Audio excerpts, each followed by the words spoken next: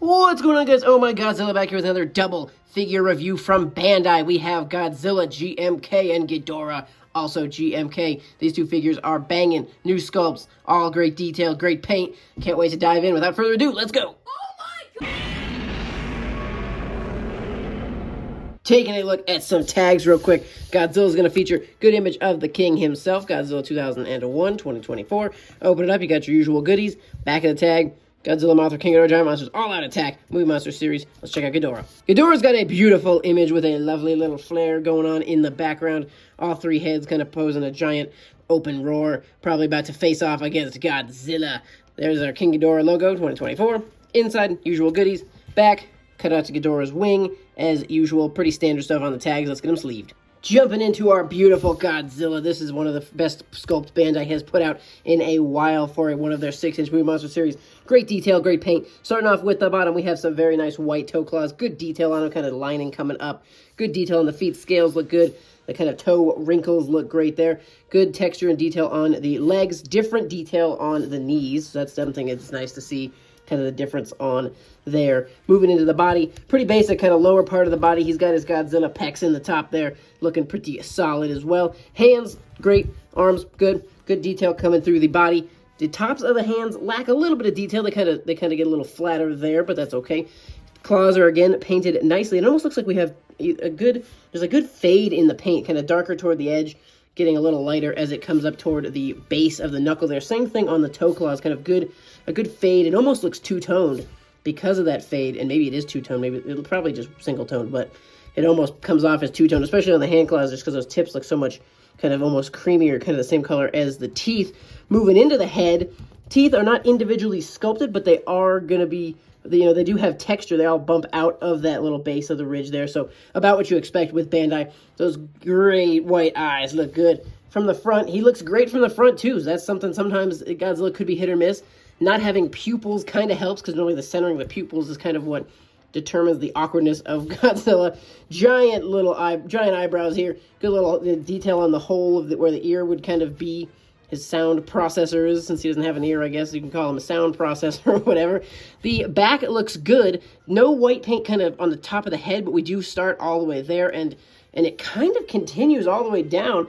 It's a little light, but yes, oh my goodness, Bandai did paint the entire tail, so that's awesome.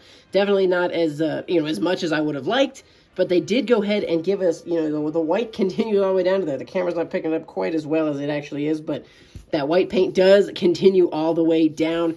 But the main section of the spines, here to here basically, does look very good. The white is good, the fade is good. Again, it almost comes off as two-toned because it kind of has it's darker and then it fades into the body of Godzilla, which is just kind of the regular grayish color. So it almost comes off as two-toned with the kind of creamy white fading into the lighter white there. Looks good. It is a little awkward how you can really tell this center spine section is like another piece that just was attached on. You could definitely see the whole seam around there. A little bit better on this side, but this side of the figure is definitely a little obvious on that seam there. So that's something to note, but it's not too bad. Everything else looks good on this figure. Again, great detail, great paint. I do a little bit of scuffing or paint something there. I wonder if that was from when it was shipping. Maybe I bet that's exactly what it's from. It was probably in shipping. The finger claw hit right there, leaving a little bit of white paint on the thigh there. But that's not the end of the world. This figure is very, very good. Articulation-wise on this figure, standing just over 6 inches tall, do get into a 360 on those arms. But like you saw there, make sure you kind of pull the arm away a little bit when it rotates around that thigh if you want to rotate it all the way, because you could get paint scratches there. Leg, gonna get an easy 360 as well. Tail is gonna be fixed, so that's a sealed seam, and since it's so ovular, even if you broke the seal, it would have an awkward time rotating because it's an oval, not a circle. And then obviously the head, again, you can tell this is all one, the body is all one piece, so the head does not have any articulation. So just arms and legs on this guy. I definitely wish Bandai would go back to the days of giving us head articulation. Tail articulation, the spinning of the tail, I could take it or leave it, but the head articulation, I really do like being able to turn and pose the head on these Bandai figures. So just the 4 points of articulation on Godzilla. Moving into the Ghidorah portion of this review, I did want to show these guys side by side really quickly. Godzilla, going to be just over 6 inches tall. Ghidorah, just about under 5. So a little bit different height there. I wish Ghidorah was a little bit taller. I don't need him to be any wider or longer.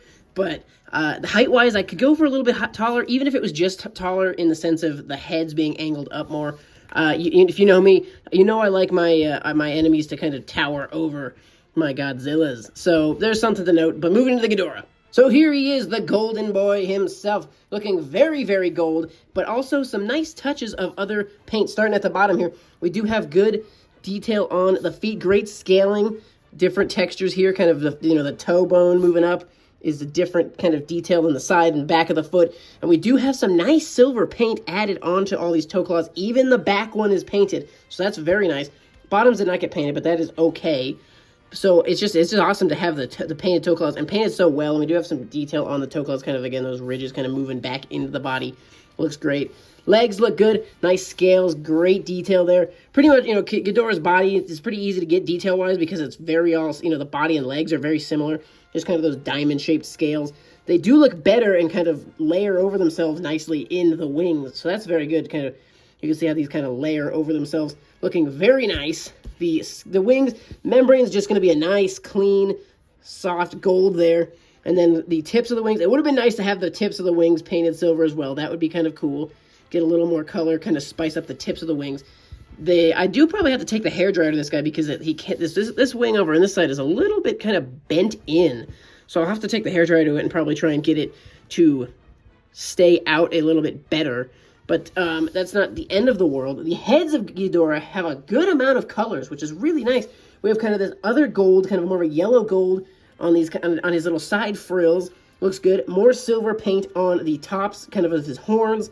The eyes are going to feature white, red, kind of a reddish maroon, and black cut paint for the pupil. So that's very nice. Mouth going to have painted tongues, painted teeth, silver teeth, kind of a red tongue, red entirety of the mouth. But you can also see the upper part of the mouth and the tongue. Those are detailed. You can see the tongue is in there, kind of, a nice pointed tongue.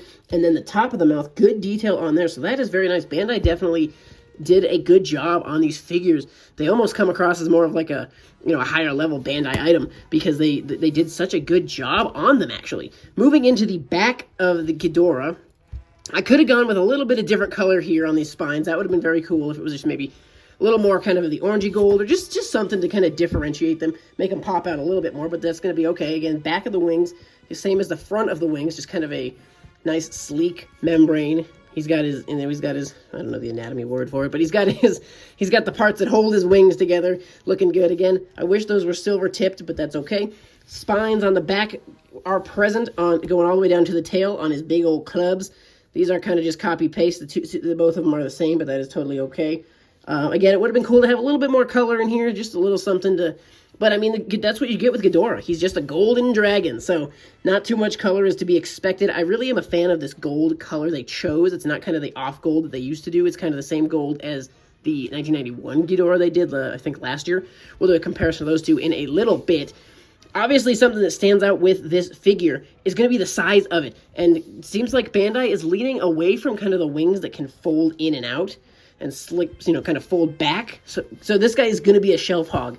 Huge wingspan, long tail, and the tail, again, some of these Ghidorahs you used to be able to remove the tail so you could store it better. But nope, this guy is just going to be a shelf hog. Huge wingspan, huge tail. Let's check out some articulation. Wings, like I said, not foldable, and they're so oval shaped, so long that there's not going to be any spinning in there. So that's to be denoted. Tail, that's going to be a fixed joint as well. No articulation there. The heads, these are glue sealed as well, and I'm not going to go ahead and break them. So heads, no articulation. The only articulation you're going to get on this guy is the leg. It does do a clean spin. You got to kind of watch it on the back of the wing because it does catch, so you got to make sure you kind of push the wing out of the way so you don't get that paint rubbing weird. But you can get the 360 out of the legs, again, being the only point of articulation on this figure. One more thing to note, we got a good close-up shot of the heads that I'm not a fan of, but it's very typical with Bandai and Ghidorah, is all the heads are very clustered. They're very clumped. I would have liked to see, again, like I said with the Godzilla, I wish the heads were not so far forward. I wish they were further up. And then I wish they were a little further apart. Maybe that kind of spread. And I mean, if you really worked this figure, you might be able to get them so they stayed a little more spread. But I don't like trying to warp the plastic. I don't like doing any of that stuff. So the heads are going to kind of just stay where they are. They are not overly friendly to being, you know, anything other than right on top of each other. But that's okay. Again, one more look at the teeth. Very good. Nice silver teeth. Two different head sculpts. The open mouth on the sides here, and then the closed mouth. Looking very good. I like the teeth kind of clenched together there as well. Closed mouth in the center. There is our Ghidorah. Let's get into some size comparisons. Bandai America Godzilla GMK going to be a little bit pretty even in height. Definitely a different build, different body. A lot of differences here. But most pretty obvious. A lot skinnier, a lot thinner. So there's the Bandai America. Bandai America's Ghidorah. There's that wing fold back I was talking about that I definitely miss. So you can, and the wing, I mean, these wings are really tiny, but here is our Ghidorah. So going to be a little bit taller. Obviously, a lot goofier, really pink mouth, just two colors on the eyes instead of the three. Kind of, this is the more dull, kind of dull gold I was talking about. It's just a little bit, this is just such a shiny, attractive gold, and this one's just kind of a little bit more, it's not a bad gold. I don't dislike it by any means, but definitely kind of what I would call more of a dull gold. And then and then very obviously, the wings, you know, they have the fold back, which is nice, but the size of them is pretty darn tiny. SH Monster Arts Godzilla 2001. This is their Spitfire version. Going to be very weird, dull eyes on this one, but there's your size comparison there. Hiya Toys KOTM Godzilla. Here is the 1991 Ghidorah. This is my favorite Bandai Ghidorah, I think, to date. Beautiful gold, 3 different head sculpts on there. Really, really, really nice. But there's how these two kind of stack up. This guy's going to be a little bit, 91's a little bit taller. Wingspan, pretty similar size on the wingspans. Longer tail on GMK, but there's that size comparison for y'all. This is the GMK 8-inch Ghidorah. I have removed the wings since he is such a shelf hog with them. They do not fold back. Huge wingspan on him. There's how big just one wing is. And I just didn't feel like busting the hairdryer out and fitting this guy in. But there's how this guy would kind of stack up height-wise. And then obviously, pretty good job here with the heads being a little bit more spread out. So that's definitely appreciable. And again, 3 different head sculpts as opposed to the 2 different head sculpts. And here is the Bandai 8-inch Godzilla GMK. Definitely going to be a bit bigger than them. Speaking of our Bandai 8-inch, just wanted to go ahead and show a few differences on these 2 figures. So this is a brand new mold. Definitely you see some differences kind of in those feet. A little bit different leg sculpt. Pretty similar leg folds there. Going to be definitely a better texturing on the new one. This guy's texturing is just not quite as intricate and detailed there. The front of the figure, decently similar, but definitely enough noticeable differences. Bigger kind of chest. His chest sticks out a little bit more there. Arms are going to be different. The finger splay is going to be different. And then checking out the heads. The teeth are a pretty good signal. Definitely more teeth in here than we have on the 8-inch. So that's another thing to note. Spines, going to be a different sculpt. Way better paint kind of here on here. I don't know why they painted these spines of this guy so lightly. Definitely leaves a lot to be desired, considering there's a Bandai 8-inch back when Bandai was really cooking. So there's that. And then the faces, definitely different on the brow as well. There you have it. This has been the Bandai Japan 2024 rendition of Godzilla and King Ghidorah from Godzilla, Mothra, King Ghidorah, Giant Monsters All Out Attack, GMK 2001. Great movie, great figures. This is some of Bandai's best as of late. Really good detail in these figures, really good paint. Love what they've done with these 2 figures. Do you have them? Let me know your thoughts on them in the comment section below, guys. Thank you so much for watching. Stay tuned for more, and we'll see you in the next one.